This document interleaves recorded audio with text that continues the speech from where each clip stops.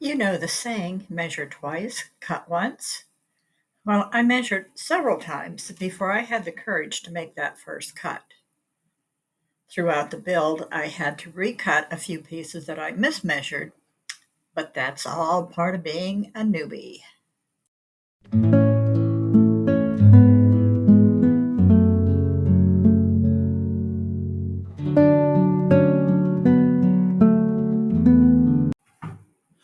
For my basic design, I knew I wanted a place for my cooler on the top, so I measured the cooler to fit the top shelf with a little bit of extra room. I also knew I wanted compartments below and not drawers. Those compartments needed to fit my tallest appliance, which happens to be my single serve coffee maker. The other two compartments will be taken up by my toaster, pots, and pans. At this point, I decided to test fit the box into my van, as well as the cooler on the top. I realized I needed a little extra room for the handles, so therefore I did a little more cutting out, and voila, it fits so nice. I'm happy with it. Because it was January in Northwest Pennsylvania, I moved the box inside to finish working on it. I first applied a base coat of white paint, adding some blue paint splotches to simulate clouds in the sky. As you will see in the upcoming video, I applied Magnetize It to the back of the cabinet so that I could paint a scene on it. Please watch the video to learn more about this product. So this is the almost finished product of the box I'm going to put in the very back of my van. Still working on it. But this is my favorite part of the whole thing. This part will be facing the inside of the van.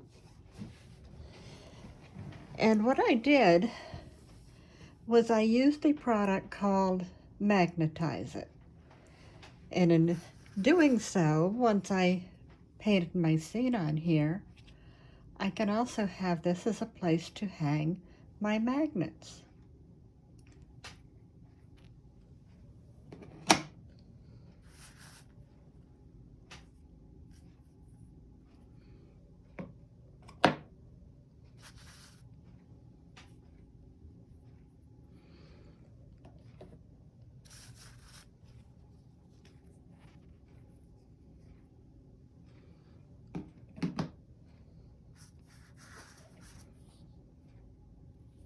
Gotta have my Jazzy with me.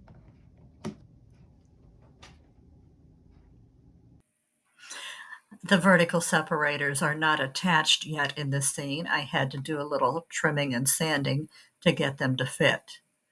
However, once done, I proceeded to work on the door of the cabinet by using the same Magnetize It paint and then painting a scene over it.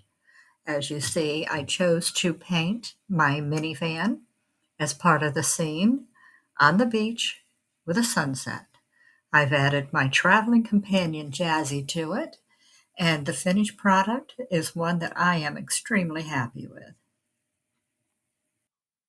During this process, Jazzy poked her head out from under the table to let me know she was lonely and needed some attention, which she got lovingly.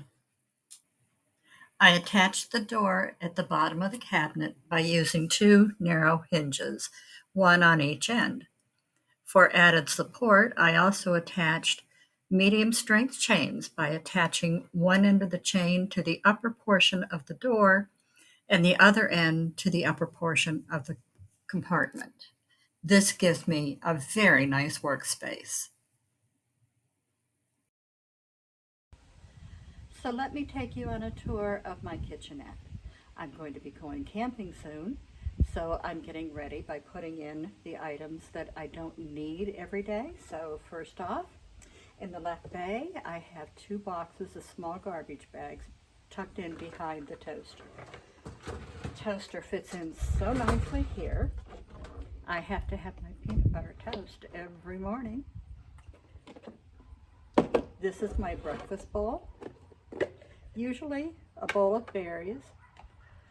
Inside is a little colander, which comes in handy for so many things, especially when I'm rinsing off my berries or any type of produce. Very carefully for spaghetti because it has the large openings, but it is a very handy item. I just love it. This small Sterilite box contains my silverware, my forks, my spoons, my knives. I have a small paring knife.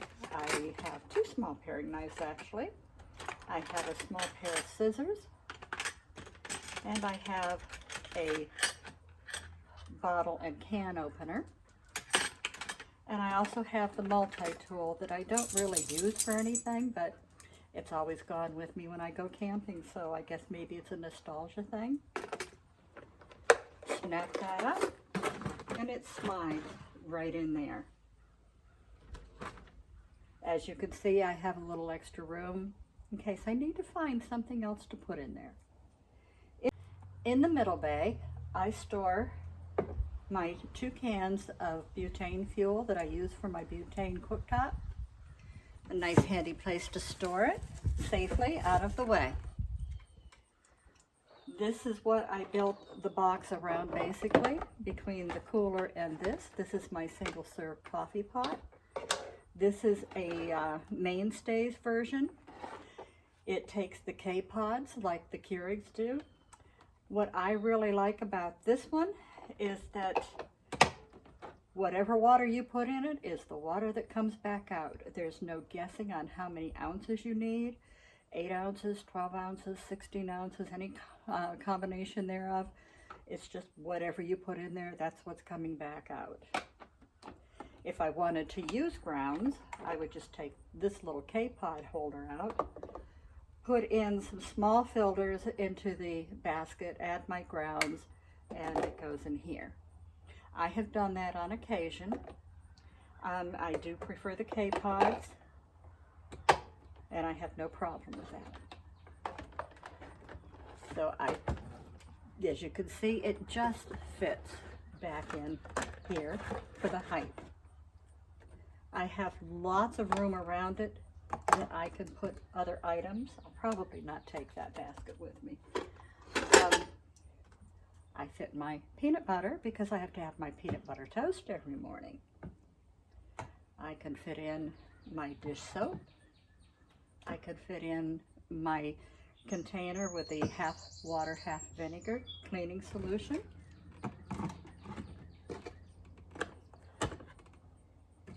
I have my paper plates that always go with me in case I don't really feel like washing dishes while I'm out camping.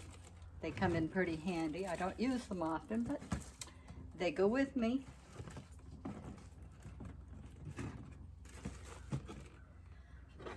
I have my favorite coffee cup. This was given to me by a dear friend and her daughter on a trip that we took together down to the Outer Banks. And as you can see, it says Happy Camper. It happens to be in my favorite color. It is a thermal insulated, and I love this thing so Lurley, thank you. Know that I use it quite a bit.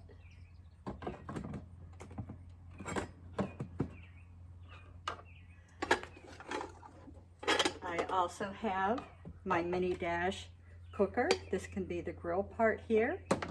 This can be used like a pot.